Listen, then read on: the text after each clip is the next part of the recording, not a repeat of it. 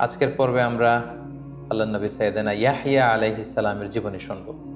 সাইয়েদনা ইয়াহইয়া আলাইহিস সালাম তিনি ছিলেন বনি ইসরাইলের নবী।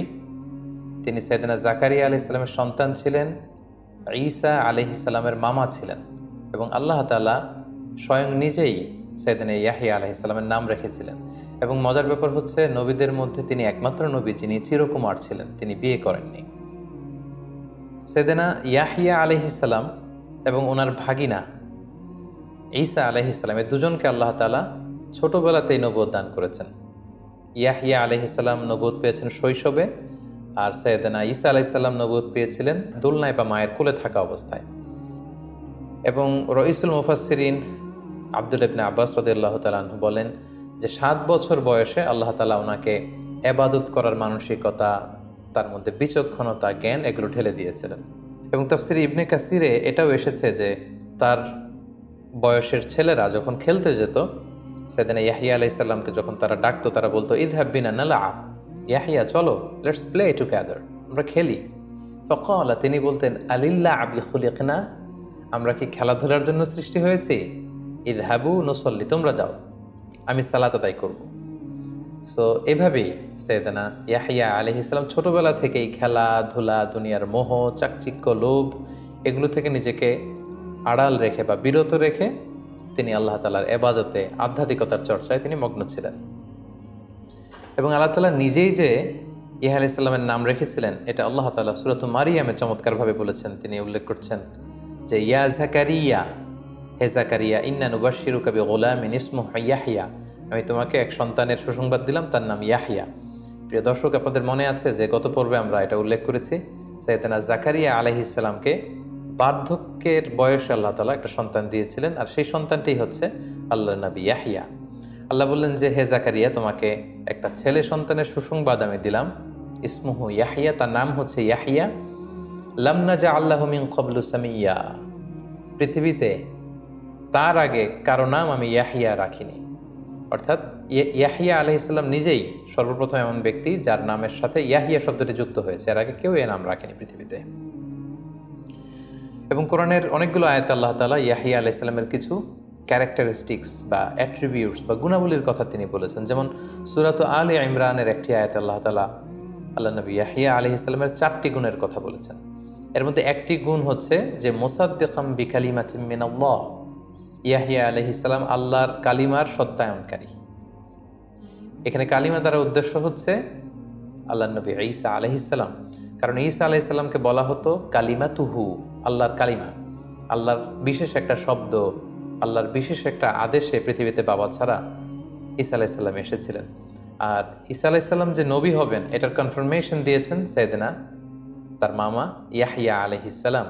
তিনি নিজে এটাকে সত্যায়ন করেছেন যে হ্যাঁ, ঈসা সে নবী, আমার পরের বনি ইসরাইলের সর্বশেষ নবী হচ্ছে ঈসা।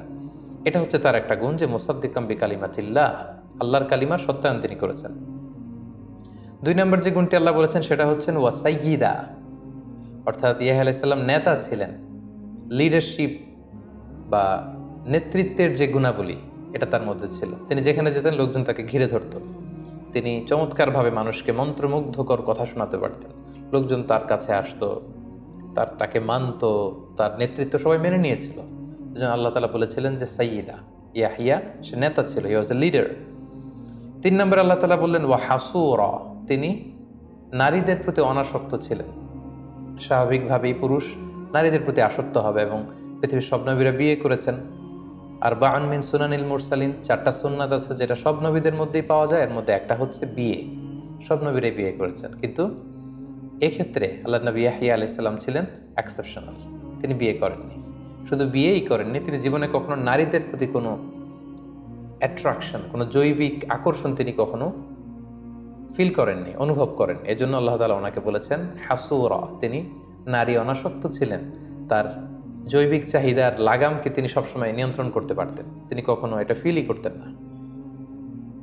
এবং 4 নম্বর সিফাত বা গুণাবলীর সর্বশেষ গুণটা হচ্ছে আল্লাহ বলছেন ওয়া নাবিয়্যাম মিনাস সালিহিন, ইয়াহইয়া আলাইহিস সালাম আল্লাহ তাআলার নেককার একজন নবী ছিলেন। সুবহানাল্লাহ। তাহলে এই আয়াতে 4টি গুণের কথা আমরা জানলাম। ইয়াহইয়া আলাইহিস সালামের ব্যাপারে কালামুল্লাহ মাজিদে আল কোরআন আল কারীমে আল্লাহ তাআলা খুব বেশি আলোচনা করেননি। তিনটি জায়গায় ছোট্ট ছোট্ট প্লটে আল্লাহ তাআলা কিছু আলোচনা করেছেন। এবার আমরা যদি সূরা মারিয়ামের দিকে তাকাই তাহলে আমরা সেখানে দেখব যে আল্লাহ তাআলা ইয়াহইয়া আলাইহিস সালামের প্রতি ওনার স্পেশাল কিছু মার্সি অ্যান্ড ব্লেসিংস তিনি উল্লেখ করেছেন, সেগুলোর বর্ণনা পাওয়া যায়। যেমন আল্লাহ তাআলা বলছেন, ইয়া ইয়াহইয়া খুযিল কিতাবা বিকুওয়া, হে ইয়াহইয়া তুমি কিতাবকে দৃঢ়তার সাথে, আজম বিল জাজমের সাথে আঁকড়ে ধরো। কিতাব দ্বারা মুফাসসিরিন একরাম একমত হয়েছেন যে তাওরাত কিতাব উদ্দেশ্য, যেহেতু ইহুদিদের কাছে একটা মেজর কিতাব হচ্ছে যেটা মূসা আলাইহিস সালামের উপর নাজিল হয়েছিল, তাওরাত। এই তাওরাত কিতাবের ব্যাপারে আল্লাহ তাআলা বলছেন, হে ইয়াহইয়া তুমি তাওরাতকে আঁকড়ে ধরো, মানে তাওরাত শেখো, তাওরাত বুঝো, তাওরাতের শিক্ষা মানুষের মধ্যে ছড়িয়ে দাও। এবং সেদিন ইয়াহইয়া আলাইহিস সালাম ছোটবেলায় তাওরাতকে মুখস্থ করেছিলেন। তারপর আল্লাহ বলেছেন, ওয়া আতাইনাহুল হুকমা সাবিয়্যা, শৈশবকালে বাল্যকালে আমি ইয়াহইয়াকে বিচক্ষণতা দিয়েছি। এখানে হুকুম বলতে কেউ বলেছেন বিচক্ষণতা, কেউ বলেছেন ফায়সালা দেওয়ার যোগ্যতা। কোনো কোনো মুফাসসিরিন একরাম এই হুকুম বলতে নবুয়াতকে বুঝিয়েছেন। অর্থাৎ আল্লাহ তাআলা বলছেন আমি ছোটবেলায় ইয়াহইয়াকে নবী বানিয়ে দিয়েছি। এরপর আল্লাহ তাআলা বলছেন, ওয়া হানানাম মিন লাদুন্না, আমি আল্লাহ তাআলা আমার পক্ষ থেকে তার জন্য হৃদয়ের কোমলতা দিয়েছি। ইয়াহইয়া আলাইহিস সালামের হৃদয়টা ছিল বড্ড কোমল। নবীদের মধ্যে সবচেয়ে সফট হার্টেড নবীদের মধ্যে থেকে ইয়াহইয়া আলাইহিস সালাম অন্যতম। তিনি মানুষের কষ্ট সহ্য করতে পারতেন না, মানুষের দুঃখ দুর্দশা তিনি সইতে পারতেন না। কিভাবে মানুষের কষ্ট দূর করা যায় এটার জন্য তিনি পাগল পাড়া থাকতেন। সম্মানিত শুধু ক্রিশ্চিয়ান কমিউনিটিতে বা তাদের ডক্ট্রিন অনুযায়ী ইয়াহইয়া আলাইহিস সালামকে তারা বলে জন। আমরা জানি যে জন নামটা খ্রিস্টানদের মধ্যে খুব পপুলার একটা নাম, কারণ এটা হচ্ছে জন দিয়ে তারা ইয়াহইয়া আলাইহিস সালামকে বোঝায়। তো তারা আল্লাহ নবী ইয়াহইয়াকে জন দ্য ব্যাপটিস্ট বলে, জন দ্য ব্যাপটিস্ট। এবং আমরা যত ক্রিশ্চিয়ান ব্যাপটিস্ট মিশনারির নাম শুনে থাকি তাদের ভাষ্য মতে according to the doctrine of Christianity তারা ইয়াহইয়া আলাইহিস সালাম তার বাণী প্রচার করে এবং তার দ্বারা উদ্বুদ্ধ হয়ে তার যে মমতা ভালোবাসা মানুষের মধ্যে ছড়িয়ে দেওয়ার এই যে আদর্শ, এটাকে তারা প্রচার করতে চায়। এবং এটাই আল্লাহ তাআলা বলেছেন যে ওয়া হানানাম মিন লাদুন্না, আমি এই জনকে অর্থাৎ আমি ইয়াহইয়াকে আমার পক্ষ থেকে বিশেষভাবে হৃদয়ের কোমলতা দান করেছি। এরপর আল্লাহ বলেছেন ওয়া যাকাতান, আমি তাকে পবিত্রতা দিয়েছি। আমরা একটু আগেই শুনলাম যে নারীদের প্রতি যে আসক্তি পুরুষদের, এটা থেকে তিনি মুক্ত ছিলেন। এরপর আল্লাহ বলেন ওয়া কানা তাকিয়া, তিনি ছিলেন আল্লাহ ভীরু, খোদা ভীরু। ওয়া বাররাম বিওয়ালিদাইহি, তিনি মাতা পিতার প্রতি অনুগত ছিলেন। তার পিতা জাকারিয়ার প্রতি অনুগত ছিলেন, তার মাতার প্রতি অনুগত ছিলেন, মা বাবার খেদমত তিনি করেছেন, তাদের অনুগত ছিলেন। ওয়ালাম ইয়াকুন জাব্বারান আসিয়া, তিনি অধ্যত ছিলেন না, অবাধ্য ছিলেন না। সুবহানাল্লাহ। তাহলে সূরাত মারিয়ামে কিন্তু আমরা যদিও খুব অল্প পরিসরে আল্লাহ তাআলা ইয়াহইয়া আলাইহিস সালাম সম্পর্কে আমাদের জানিয়েছেন, আমরা চমৎকার কিছু অ্যাট্রিবিউটস, কিছু গুণাবলী বা তার প্রতি আল্লাহ তাআলার বিশেষ কিছু ব্লেসিংসের কথা আমরা এখানে জানতে পারলাম। সম্মানিত শুধু ইয়াহইয়া আলাইহিস সালামের দাওয়াতের ব্যাপারে কোরআন আল কারিমে কিছু বলা হয়নি, কিন্তু আমরা এটা জানি যে তিনি বনী ইসরাইলের নবী ছিলেন, ফলে বনী ইসরাইলের লোকদের মাঝে তিনি দাওয়াতি কাজ করেছেন। এবং একটি আয়াত থেকে আমরা এটি বুঝি যে আল্লাহ তাআলা তাকে বলেছেন ইয়া ইয়াহইয়া খুযিল কিতাবা বিকুওয়া, হে ইয়াহইয়া তুমি কিতাবকে মজবুতভাবে আঁকড়ে ধরো। এবং এই কিতাব দ্বারা উদ্দেশ্য হচ্ছে তাওরাত। তো আমরা এটা বলতে পারি যে তিনি তাওরাতের বাণী প্রচার করেছেন। আর তাওরাতে নিঃসন্দেহে তাওহীদ, রিসালাত এবং আখিরাতের কথা ছিল, এগুলো তিনি প্রচার করেছেন। সম্মানিত শুধু এ পর্যায়ে আমরা ইয়াহইয়া আলাইহিস সালামের মৃত্যুবরণ সম্পর্কে জানব। সাইয়েদনা ইয়াহইয়া আলাইহিস সালাম তিনি স্বাভাবিক মৃত্যুবরণ করেননি, ওনাকে শিরুচ্ছেদ করা হয়েছিল। এবং আমরা জানি যে বনী ইসরাইলের লোকদের স্বভাব ছিল তারা নবীদের বিরোধিতা করত, তাদের বিরুদ্ধে ষড়যন্ত্র করত এবং তারা অন্যায়ভাবে তাদের নিজেদের নবীদেরকে হত্যা করত, যেটা কালামুল্লাহ মাজিদে অনেকগুলো আয়াত আল্লাহ তাআলা বলেছেন। যেমন সূরা বাকারাতে আল্লাহ বলেছেন আফা কুল্লামা জাআকুম রাসূলুম বিমা লা তাহওয়া আনফুসুকুম, তাদের কাছে যখনই কোনো নবী এমন নিয়ম নিয়ে আসতো যেটা তাদের ভাল লাগতো না, ইস্তাকবারতুম, তখন তারা কি করত? অহংকার প্রদর্শন করত। বা ফারিকং কাযযাবাতুম, তারা কেউ কেউ নবীদের বিরোধিতা করত, তাদের মিথ্যা প্রতিপন্ন করত। ও ফারিকং তাকতুলুন, আর তারা কেউ কেউ তাদের নবীদেরকে হত্যা করত, নিজেরা নিজেদের নবীদেরকে হত্যা করত। সূরা বাকারার 91 নম্বর আয়াতে আল্লাহ তাআলা বলছেন ফালিমা তাকতুলুনা আম্বিয়া আল্লাহি মিন ক্বাবলু ইন কুনতুম মুমিনিন।